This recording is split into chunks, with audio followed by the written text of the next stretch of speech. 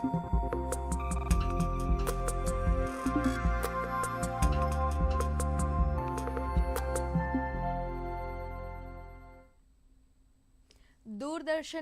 દરેક દર્શક મિત્રોને દિવાળી પર્વની ખૂબ ખૂબ શુભેચ્છાઓ। આપણે સૌ જાણીએ છીએ કે દિવાળી એટલે પ્રકાશનો તહેવાર, પણ એ પણ સાથે સાથે ન ભૂલવું જોઈએ કે આ એ સમય છે જ્યારે ઘરમાં સ્વાદિષ્ટ વાનગીઓની સુગંધ ફેલાય છે અને દરેક ખૂણે ઉત્સાહ જોવા મળે છે। ભારતીય તહેવારો અને ખોરાકનો સંબંધ માત્ર સ્વાદ માણવા પૂરતો નથી, પરંતુ તે આપણા ઇતિહાસ, સંસ્કૃતિ અને આધ્યાત્મિકતાનો પણ એક અવિભાજ્ય ભાગ છે। નમસ્કાર દર્શક મિત્રો, દૂરદર્શનની સાથે હું બેલા 40,000 જિંદગી કેફે કાર્યક્રમમાં આપ સર્વેનું સ્વાગત કરું છું। આજની વિશેષ ચર્ચા સ્વસ્થ દિવાળીમાં આપ સર્વેનું ખૂબ ખૂબ સ્વાગત છે। ભારતીય તહેવારો અને ખાસ કરીને દિવાળી હંમેશા પરંપરાગત વાનગીઓ સાથે જોડાયેલી છે। ઇતિહાસમાં તહેવારના ભોજનને માત્ર ભોજન નહીં પણ પ્રસાદ માનવામાં આવતું હતું। વૈદિક કાળથી ઘી, અનાજ, ફળો અને દૂધ જેવા પૌષ્ટિક તત્વોનો યજ્ઞમાં ઉપયોગ થતો। દરેક વાનગીનું એક પ્રતિકાત્મક મૂલ્ય હોય છે, જેમ કે દિવાળીના ફરસાણ અને મીઠાઈઓ સમૃદ્ધિ, આનંદ અને સૌભાગ્યનું પ્રતીક છે। આ વાનગીઓ મોટે ભાગે સ્થાનિક અને મોસમી સામગ્રીઓમાંથી બનાવવામાં આવતી હોય છે, જે શરીરને માત્ર આ ઋતુમાં જરૂરી પોષણ પૂરું પાડે છે, પરંતુ આજના ઝડપી યુગમાં બજારમાંથી ખરીદેલી ચીજો અને આડેધડ આહાર લેવાથી તહેવારની મજા ઓછી થાય ન, તે આપણે ખૂબ ખૂબ ધ્યાન રાખવું પડશે। અને આ જ વિષય પર આપણી સાથે વાત કરવા માટે આપણી સાથે સ્ટુડિયોમાં હાજર છે ફૂડ ન્યુટ્રિશનિસ્ટ નમ્રતા શેઠનું। નમ્રતાજી, આપનું ખૂબ ખૂબ સ્વાગત છે આજના કાર્યક્રમમાં। તેઓ ફૂડ ન્યુટ્રિશનિસ્ટ છે અને 360 ડિગ્રી વેલનેસ એક્સપર્ટ પણ છે, તો આપની સાથે ખૂબ ખૂબ વાત કરવાની મજા આવશે। પહેલો પ્રશ્ન તો આપણે એ જ પૂછીશ કે આજે દિવાળીનો પર્વ છે, માત્ર પ્રકાશનો પર્વ નહીં, પણ મારા મતે તો મીઠાઈઓ અને ફરસાણનો પણ તહેવાર છે, કારણ કે ઘરે ઘરે જે વાનગીઓ બનતી હોય છે તે પરંપરાગત વાનગીઓ દર વર્ષે આ જ સમય છે કે જ્યારે તે બનતી હોય છે। તો મેઇન આ જે તહેવારોમાં છે એ ફૂડને લઈને, આ ખોરાકને લઈને શું ધ્યાન રાખવું જોઈએ? સૌ પ્રથમ Belaben, thank you so much for having me here. So દિવાળીમાં આપણે લોકો આપણા બહુ બધા ટ્રેડિશનલ નાસ્તા અને મીઠાઈઓ હોય છે, અને આ ટ્રેડિશનલ નાસ્તા અને મીઠાઈઓ આપણે આ વર્ષમાં એક જ વાર થાય છે, જેવી રીતે કે મઠિયા, ચોળાફળી, ખસ્તા કચોરી, ચકરી, પછી આપણા ઘૂઘરા, કાજુ કતરી આપણે વર્ષમાં એકવાર જ બનાવીએ છીએ। તો એનો આપણે પૂરતો લાભ લેવો જોઈએ, કારણ કે દિવાળી એક આપણું ફેસ્ટિવલ છે અને આપણે એ ફેસ્ટિવલને સેલિબ્રેટ કરવા માટે આ બધું વાનગીઓ બનાવીએ છીએ। સો આપણે કંઈ પણ રીતે હેલ્થનું ધ્યાન રાખતા હોઈએ તો આ જે ફૂડ છે જે આપણે ઘરે બનાવીએ છીએ, ઘરે તળીએ છીએ, એ આપણા માટે એટલું જ સારું છે જેટલો આપણો ઘરનો બીજો ખોરાક। સો આપણે દિવાળીમાં ગમે તેટલા નાસ્તા હોય, પણ આપણા ઘરના નાસ્તા કરતા હોઈએ તો બિંદાસ એને ખાવા જોઈએ। હા, તમે વારે ઘડીએ એવું કહો છો કે ઘરના નાસ્તા, પણ હવે જે ચલણ ચાલ્યું છે ને, જે યુગ છે, જે ફાસ્ટ, જે આપણી લાઈફસ્ટાઈલ છે કે જોબ ચાલુ હોય, છેલ્લે દિવસ સુધી આપણી જોબ ચાલુ હોય છે, માત્ર 2-3 દિવસની રજાઓ હોય છે, એમાં ઘરમાં બનાવવાનું લગભગ બધા માટે એક વખત એવું કહી શકાય કે નેક્સ્ટ ટુ ઇમ્પોસિબલ થઈ ગયું છે કે બધી જ વસ્તુઓ ઘરે બનાવી શકીએ। એટલે જે રેડી ટુ મેકના અમુક પેકેટ્સ આવે છે કે ઘરે લઈને માત્ર તળી કાઢવાના, અને બીજું તો કાં તો માત્ર બધું જ રેડીમેડ આવે છે કે બધું જ આપણે પેકેટ્સ ફૂડ લઈ આવીએ અને સર્વ કરીએ કે ખાઈએ જે પણ। તો એ ઘરનું બનાવેલું અને બંનેમાં કેટલું પોષણમાં ફરક હોય, પૌષ્ટિક તત્વો જે હોય છે એમાં કેટલું ડિફરન્સ થઈ જાય? સૌથી પહેલાં તમારો પહેલો મુદ્દો કે આપણે આગલા દિવસ સુધી કામ કરીએ છીએ એટલે આપણે ઘરે બનાવી નથી શકતા, એ એકદમ પ્રેક્ટિકલ વાત છે અને એકદમ સાચી વાત છે। તો આપણે જે ઘરે લાવીને તળીએ એ આપણો ઘરનો જ નાસ્તો કહેવાય। બીજું કે બહુ જ બધા લોકો ઘરેથી હવે આપણા ટ્રેડિશનલ નાસ્તાનો બિઝનેસ કરે છે। સો એ લોકો જે બધો મટીરિયલ પ્રોક્યોર કરે છે એ ઘણું ફ્રેશ અને સારું હોય છે, કારણ કે પર્ટિક્યુલરલી એ લોકો દિવાળી માટે જ આ બિઝનેસ કરે છે। બરાબર। તો આપણે અગર છેક આગલા દિવસ સુધી કામ કરીએ છીએ અને આપણે ઘરે નથી બનાવી શકતા, તો આપણી પાસે એક બીજો ઓપ્શન છે કે આપણે એ બધા લોકોને બિઝનેસનો મોકો આપીએ અને આપણે આપણા માટે સારું અને ચોખ્ખું ખાવાનું ઘરે લાવીએ। બીજી વાત રહી કે બહારના નાસ્તા માટે કેમ હું એટલું બધું ફોકસ નથી કરતી, કારણ કે બહારના નાસ્તા કેવી રીતે બને છે, ક્યારે બને છે એ આપણને ખબર નથી, બીજું કે એ બધા છે ને પામોલિવ ઓઇલમાં બને છે અને એટલે જ એમની શેલ્ફ લાઈફ બહુ લાંબી હોય છે. આપણે ઘરે ચકરી બનાવીએ તો તમને છે ને ચોથા પાંચમા દિવસે થશે કે બસ હવે એ જૂની થઈ ગઈ લાગે છે, આમ એટલો સ્વાદ રહ્યો નથી. પણ આપણે બહારથી જે ચકરી લાવીએ એ 15-20 દિવસ સુધી એનો એ જ સ્વાદ પકડી રાખે છે. તો આપણાને તો ખબર જ છે કે આપણે ચોખ્ખું તેલમાં તળી છે, તો પણ 5 દિવસ પછી આપણાને એમાંથી એક હવા લાગી ગયાનો ટેસ્ટ આવે છે. તો બહાર કઈ રીતે તળાઈ છે તો આપણને ખબર બી નથી, તો એ 20 દિવસ સુધી એવી ને એવી કેવી રીતે રહી શકે છે? ધેટ મીન્સ કે કંઈક એવું વસ્તુઓ એડ થતી હોય છે જેના લીધે નેચરલ ટેસ્ટ ચેન્જ નથી થતો અને એનું ફ્રેગ્રન્સ પણ ચેન્જ નથી થતી. એટલે ક્યાંક એટલો બધો મિલાવટ છે કે આપણાના સેન્સીસને ખબર પણ નથી પડતી કે આ આટલું બધું ચાલી રહ્યું છે. એટલા માટે હું ઘરના નાસ્તા પર ખૂબ ફોકસ કરું છું, કારણ કે જે ખાવાનું બગડે ને એ સારું ખાવાનું કહેવાય. જે ખાવાનું બગડે નહીં ને એટલું સમજવાનું એને ડેડ ફૂડ કહેવાય. એ ખાવાનું ઓલરેડી મરી જ ગયું છે તો આપણાને શું નરિશમેન્ટ આપશે? પણ આપણા ઘરના નાસ્તા એ અલાઈવ છે, સો એ ફાઇનલી આપણને કંઈક તો નરિશમેન્ટ આપશે જ. અને ધેટ ઇઝ વાય આપણે એવું કહીએ છીએ કે ઘરના નાસ્તા યોગ્ય છે. એટલે નાસ્તાની એક રીતે આ વાત થઈ. બીજી એક જે મેઇન એસેન્સ કહેવાય દિવાળીનો જે છે મીઠાઈઓ, જે મિષ્ટાન આપણે લાવતા હોય એ પણ જનરલી આપણે બજારથી જ લાવેલા વર્ષો સુધી. અને હવે તો ચલણ છે કે ઓફિસીસમાંથી કે કલીગ્સને અથવા તો ફ્રેન્ડ સર્કલમાં એકબીજાને હેમ્પર્સ આપતા હોઈએ છીએ, મીઠાઈઓ એકબીજાને મોકલતા હોય છે. તો ખાસો મીઠાઈનો ઢગલો બહારથી આવેલો જ થઈ જાય છે. તો એમાં પણ ઘરે બનાવવાનું થોડું એવું થઈ જાય છે કે હવે છે જ નહીં, ક્યાં બનાવવું? એક તો એ આળસ બી આવી જાય છે. તો મીઠાઈ જે બનતી હોય છે બહારની એ કેટલું અનસેફ છે હેલ્થ માટે? આ તમે છે ને મારો બહુ ફેવરિટ ક્વેશ્ચન પૂછ્યો. હવે છે ને આપણું અત્યારનો જે યુગ છે ને ઇઝ ઓલ અબાઉટ કન્ઝ્યુમિંગ. પછી એ બીજો યુગ છે જ્યાં બહુ એક્સેસ છે. પહેલાંના જમાનામાં કેવું હતું કે પુષ્કળ પૈસાવાળા લોકો બી હોય ને તો દિવાળી માટે સ્પેશિયલ નાસ્તા બધું કરતા ને સ્પેશિયલ મીઠાઈઓ બનતી. એની આપણાને એક બહુ વેલ્યુ હતી. એવું નહોતું કે પૈસાદારો હતા તો એ લોકો બી 365 ડેઝ બધું ખાતા હતા. એવી જ રીતે અત્યારે કેવું થઈ ગયું છે, બધાના ઘરે બધું બહુ એક્સેસમાં હોય છે. એટલે એવા વખતે હું એક જ વસ્તુ કહું કે આપણે નાનપણથી જ્યારે દિવાળી કરતા આવ્યા હતા ને તો આપણા બધાને છે ને સ્પેસિફિક વસ્તુઓ ગમે. જરૂરી નથી કે તમને ઘૂઘરા ભાવતા જ હોય, પણ મને બહુ જ ભાવતા હોય. તો મારે એવા જ વસ્તુઓ પર સ્ટીક રહેવાનું જે નાનપણથી મારી સાથે જોડાયેલું છે. કારણ કે ફાઇનલી દિવાળીનું નામ સાંભળે છે ને તો મારું બ્રેન તો ઘૂઘરા જ માંગે છે. બિલકુલ. સો હું જ્યારે ઘૂઘરો ખાઈશ ને તો મને પૂરતું સેટિસ્ફેક્શન મળશે. પૂરતું સેટિસ્ફેક્શન મળશે ને એટલે હું પોતે જ અંદરથી એક સંયમમાં હઈશ, એક પીસમાં હઈશ. તો હું એક્સેસ નહીં ખાઉં. પણ મારું મન ઘૂઘરો માંગે છે અને તમે મને કાજુ કતરીનું પેકેટ આપી ગયા છો, તો તમારું કાજુ કતરીનું પેકેટ જોઈને મને એવું થશે કે અરે હું હવે ક્યાં ઘૂઘરા લાવું, કારણ કે મારી પાસે તો કાજુ કતરી છે, ત્યાં તો વેસ્ટ થશે. હું એક ગિલ્ટમાં આવીશ. એટલે હું એવું વિચારીશ કે ચલો ને કાજુ કતરી આ સાલ ખાઈ લો, હું ઘૂઘરો નથી ખાતી. પણ મારું બ્રેન તો ઘૂઘરો માંગે છે. એટલે હવે હું કાજુ કતરી છે ને ખાધા જ કરીશ, કારણ કે મારા બ્રેનને સેટિસ્ફેક્શન નથી મળતું. એટલે હું કશું બી હવે ખાઈશ ને એ મારું એક્સેસ થશે. એટલા માટે, કારણ કે મારું મન તો ઘૂઘરો માંગે છે. એટલે એવા ને એવામાં શું થાય કે બધા ઓવર ઇટિંગ કરતા હોય, કારણ કે બધા ક્યાંક છે ને સેટિસ્ફેક્શન શોધે છે ખાવામાં. એ આપણાને મળતું નથી, કારણ કે તમે જેમ કીધું એમ ઓફિસમાં ઢગલા હેમ્પર્સ મળે છે.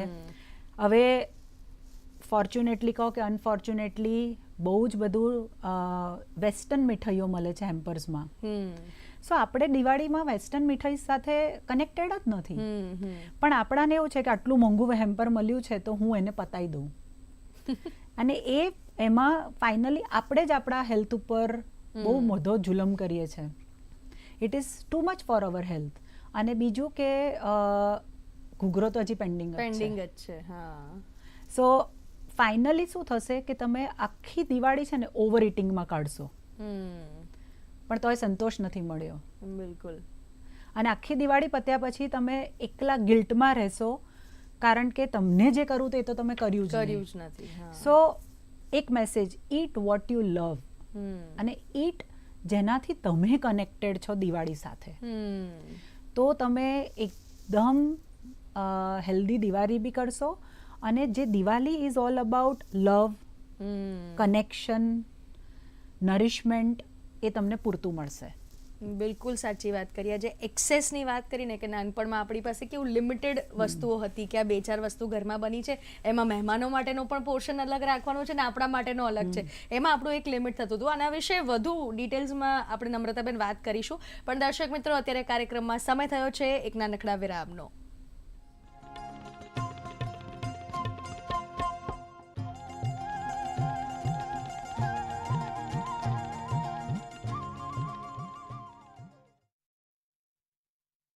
સુરસાગર ડેરી સુરેન્દ્રનગર ચેરમેન શ્રી નરેશ કુમાર જે મારું તમામ બોર્ડ ઓફ ડિરેક્ટરશ્રીઓ અને મેનેજિંગ ડિરેક્ટરશ્રી તરફથી દીપાવલી અને નૂતન વર્ષની હાર્દિક શુભકામનાઓ. मन की बात है जन जन की, संघर्षों के कुछ किस्से, कहानी कुछ सफलताओं की, अनकही विरासत की, उम्मीदें नए भारत की. महीने के आखिरी रविवार का रहता है इंतजार. मलयाचल के आंचल से विंध्याचल के आंगन तक, ब्रह्मपुत्र के घाट से हिमालय के विस्तार तक होती है मन की बात प्रधानमंत्री के साथ. तो सुनिए इस महीने 26 अक्टूबर सुबह 11 बजे मन की बात आकाशवाणी और दूरदर्शन के सभी चैनलों पर और प्रसार भारती के OTT प्लेटफॉर्म वेव्स पर सजीव प्रसारण लाइव स्ट्रीमिंग के माध्यम से. इसके अतिरिक्त आकाशवाणी और दूरदर्शन के YouTube चैनल और प्रसार भारती के ऐप न्यूज ऑन एयर पर सजीव प्रसारण लाइव स्ट्रीमिंग के माध्यम से. तो याद रखें, रविवार 26 अक्टूबर सुबह 11 बजे मन की बात. સ્વસ્થ દિવાળીમાં આપણે વિશેષ ચર્ચામાં નમ્રતાબેન શેઠ સાથે વાત કરી રહ્યા છે. નમ્રતાબેન, દિવાળીની વાત કરીએ ત્યારે ફરસાણની વાત કરીએ, મિષ્ઠાનની વાત કરીએ, બધા જ જેટલા ફરસાણ અને ડીપ ફ્રાય આપણે તળેલા ફરસાણ હોય તો વધારે પડતું તળેલું અથવા તો જે આપણે ગળ્યું ખાઈએ છીએ, એક્સેસ જે શુગર પણ કન્ઝ્યુમ કરીએ છીએ, એનાથી કેવી રીતે આપણે બચી શકીએ, તો એ કેટલું હાનિકારક છે, તો એ અત્યારે કરવું જોઈએ કેટલું યોગ્ય છે તમારી રીતે? દિવાળીમાં એક વસ્તુ હું બધાને કહેતી હોઉં છું કે દિવાળીના ફરસાણ અને નાસ્તા ખાવા જ જોઈએ. જો તમે રાઉન્ડ ધ યર તમારી હેલ્થનું ધ્યાન રાખો છો તો આ 4-5 દિવસ is not going to do any harm. અને જો તમે એમ પણ ધ્યાન અગર નથી જ રાખતા તો આ 4-5 દિવસ ધ્યાન રાખવાથી કંઈ થશે પણ નહીં. સો ફર્સ્ટ મેસેજ આ છે. બીજો મેસેજ એ છે કે આપણે છે ને હંમેશા હવે ફૂડમાં કેવું થઈ ગયું છે કે આપણે એને લવ અને નરિશમેન્ટ બદલે આપણે એને બહુ ગિલ્ટ અને ફિયર અને ઇન્સિક્યોરિટીથી જોઈએ છે. આપણે કંઈ પણ ખાવું તો છે જ, ખાઈ પણ લઈએ છે, પછી એની પાછળ બહુ જ ફિયર હોય છે કે હું જાડી થઈ જઈશ, ઇન્સિક્યોરિટી હોય છે કે મારા રિપોર્ટ્સ બગડી જશે, અને આપણાને બહુ ગિલ્ટ હોય છે કે અમે ખોટું ખાધું, એટલે આપણે આપણી જાતને પનિશ કરીએ છીએ.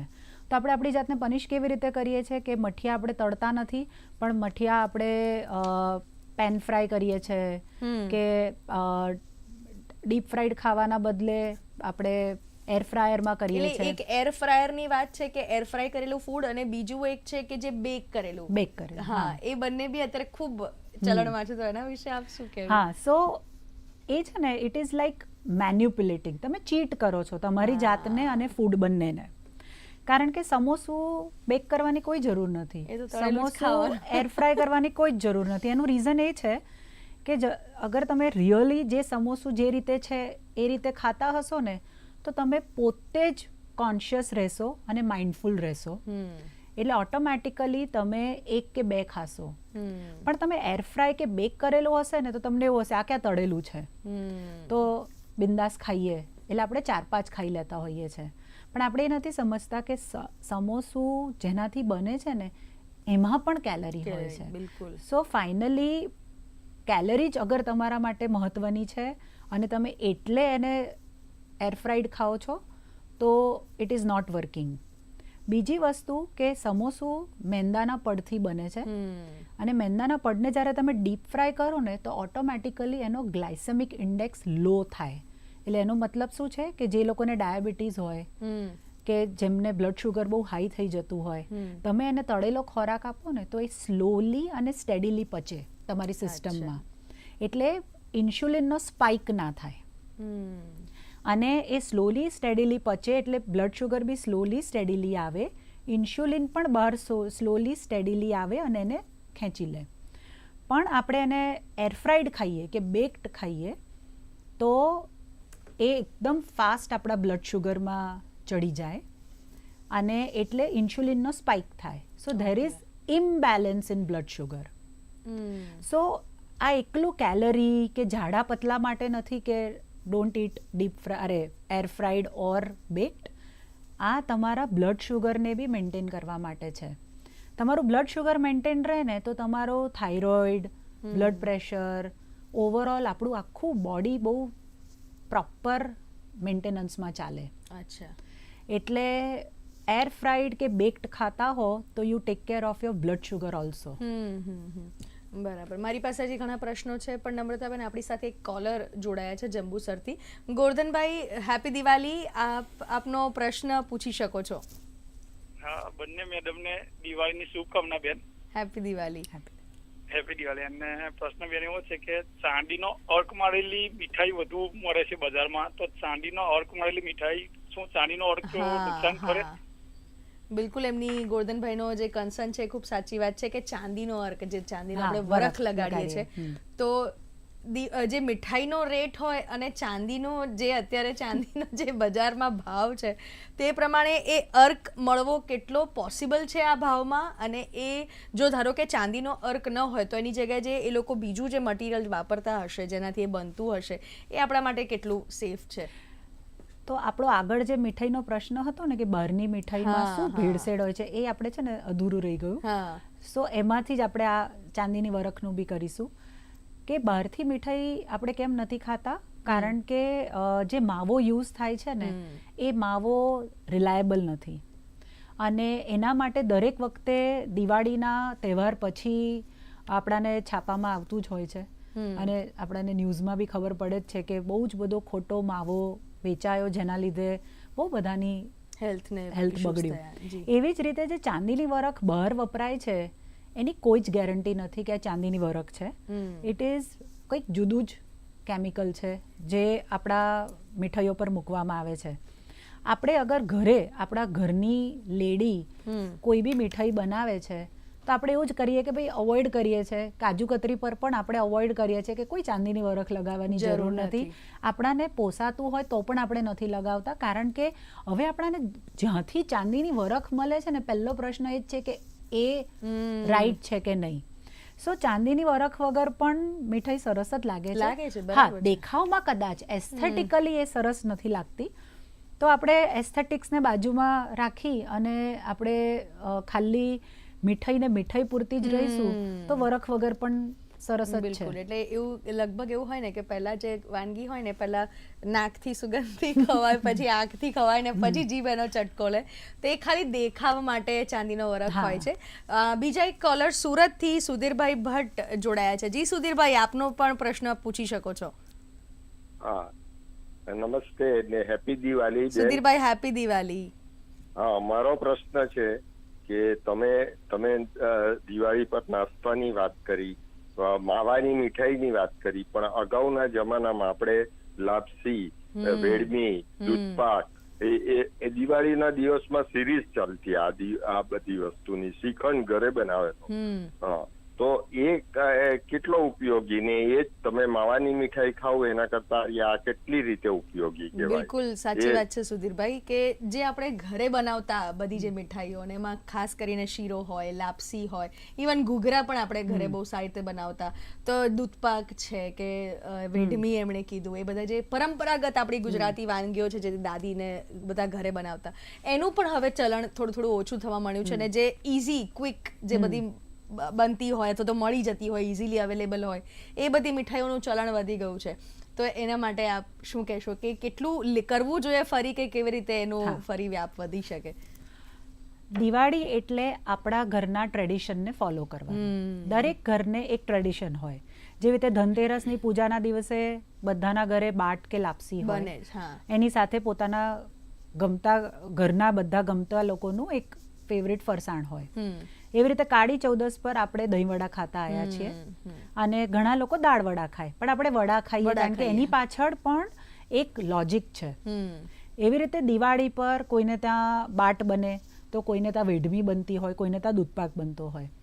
આપણે છે ને આપણા ઘરનું જે ટ્રેડિશન છે અને જો અગર તમે ફોલો કરી શકો છો, તમારી પાસે બધી સુવિધા છે બનાવનારની અને તમારા બોડી એક્સેપ્ટ કરવાની બંને સુવિધા છે, તો આપણા ટ્રેડિશનને ચાલુ રાખવું જ જોઈએ. કારણ કે મેં પહેલાં પણ કીધું કે તમે દિવાળીને વર્ષોથી નાનપણથી એક રીતે કનેક્ટ કરો છો અને તમે બ્રેનને એવું કહો છો કે દિવાળી આવી અને પછી તમે એને ટ્રેડિશનલ જે આપણું ચાલતું આવ્યું છે એ નથી આપતા, તો આપણે જ એક ડિસ્કનેક્ટ ઊભો કરીએ છીએ અને એ ડિસ્કનેક્ટના લીધે આપણે પાછા એક વિશિયસ સર્કલમાં આવી જઈએ છીએ. સો આપણા ઘરમાં વેડમી બનતી હોય, તમારો એક સ્પેસિફિક ડે હશે, કોઈને ત્યાં બેસતા વર્ષે બનતી હોય, દૂધપાક બનતો હોય, શીરો બનતો હોય, લાપસી બનતી હોય, બાટ બનતો હોય, ઘઉંની ઓસાયેલી સેવ, હા, દાળ અને- પછી હા મેથીના ગોટા કોઈની સાથે હોય, દહીંવડા, એ ચાલુ જ રાખવું જોઈએ કારણ કે એ જ તમારી ઓળખ છે.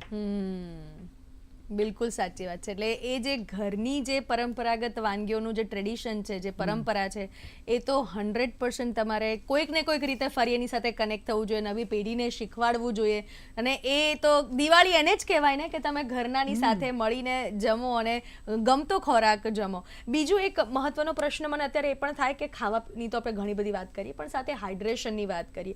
થોડી ઋતુમાં પણ અત્યારે પરિવર્તન આવી રહ્યું છે, થોડી સૂકી ઋતુ થઈ રહી છે, થોડું ઠંડી, ગુલાબી ઠંડી જેને કહેવાય એ શરૂ થઈ ગઈ છે. તો એમાં શરીરને હાઇડ્રેટેડ કેવી રીતે રાખવાનું, પાણી અથવા તો કેવી રીતે કયા લિક્વિડથી, કારણ કે સ્કિન પણ ઘણી ડ્રાયનેસ અત્યારે દેખાડી રહી છે, તો એમાં તમે શું કહેશો? સો દિવાળીમાં આપણે હાઇડ્રેશનનો સૌથી વધારે ધ્યાન રાખવું પડે અને હું એવું કહું છું કે નેચરલી તમને છે ને તરસ ઓછી લાગશે. એનો રીઝન એ છે કે આપણી પાસે બહુ જ નાસ્તા છે અને બહુ જ મીઠાઈઓ છે. આપણે જ્યારે એ બહુ ખાતા હોઈએ તો ઓટોમેટિકલી તમને પાણી પીવાનું કદી યાદ ના આવે. હવે જ્યારે તમને પાણી પીવાનું યાદ ના આવે એટલે આપણે ચાહીને નક્કી કરવું પડે કે હું 2 થી 3 લીટર પાણી પીશ જ, અને એનું તમારે થોડું આર્ટિફિશિયલી ગણતરી રાખવી પડે. કારણ કે મીઠાઈ એક એવી વસ્તુ છે, તમે એનું જેવી રીતે આપણે જ્યારે બી ખાઈએ ને એ આપણાને હાઇડ્રેશનની સિગ્નલ આપે નહીં, એટલે નેચરલી તમને તરસ નહીં લાગે. અને પછી તમને છે ને બપોર ઊંઘવાનું બહુ મન થશે. તમે જ્યારે બપોરે ઊંઘીને ઉઠશો ને તો એકચ્યુઅલી તમને સિગ્નલ એવો મળ્યો હશે કે પાણી પીવું છે, પણ તો બી તમે પહેલાં મીઠાઈ તરફ જતા રહેશો. મીઠાઈ તરફ જશો એટલે તમે ફરીથી પાણી ભૂલી જશો. So hydration in Diwali is very important.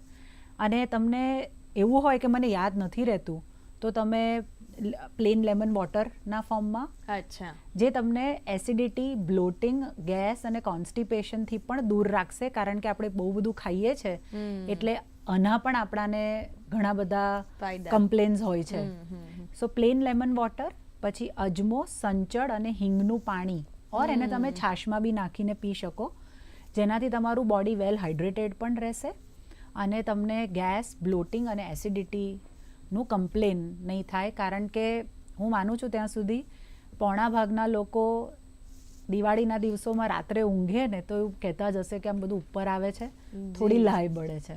જી, એટલે એ બધાનો ઇલાજ એવું કહી શકાય કે તમારું શરીર હાઇડ્રેટેડ હોય તો તમને બધા પ્રોબ્લેમ્સ ન થઈ શકે. દર્શક મિત્રો, હજી ઘણા બધા પ્રશ્નો આ કાર્યક્રમમાં આગળ લેવાના છે, પણ તે પહેલા સમય થયો છે એક નાનકડા વિરામનો.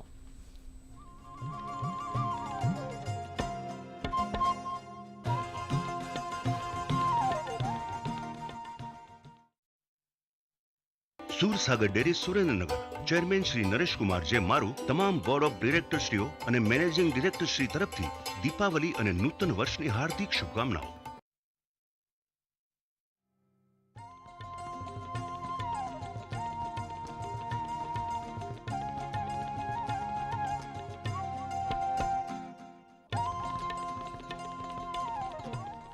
જિંદગી કેફે કાર્યક્રમમાં દર્શક મિત્રો આપનું પુનઃ સ્વાગત છે. મારો પ્રશ્ન હું નમ્રતાબેનને પૂછું તે પહેલા કીર્તિભાઈ મહેસાણાથી આપણી સાથે જોડાયા છે.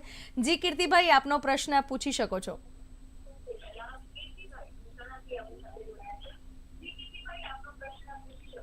જે મીઠાઈમાં એસેન્સ નાખવામાં આવે છે એ નુકસાનકારક ખરું?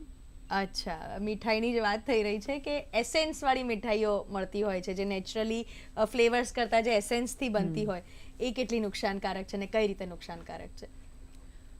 હું એક જ વસ્તુ માનું, જે વસ્તુ આર્ટિફિશિયલ હોય એ આપણે એવું જ માનવાનું કે એ કંઈક તો નુકસાન કરે જ.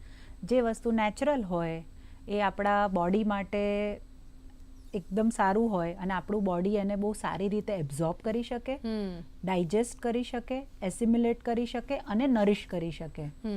એસેન્સ એડ કરવાથી એવું બની શકે કે આપણું એબ્ઝોર્પ્શન પણ થોડું બગડે, એટલે ડાયજેશન થોડું બગડે, એટલે એસિમ્યુલેશન બગડે, એટલે નરિશમેન્ટ આપણાને પાર્શિયલી મળે અને ઘણીવાર તો મળે જ નહીં.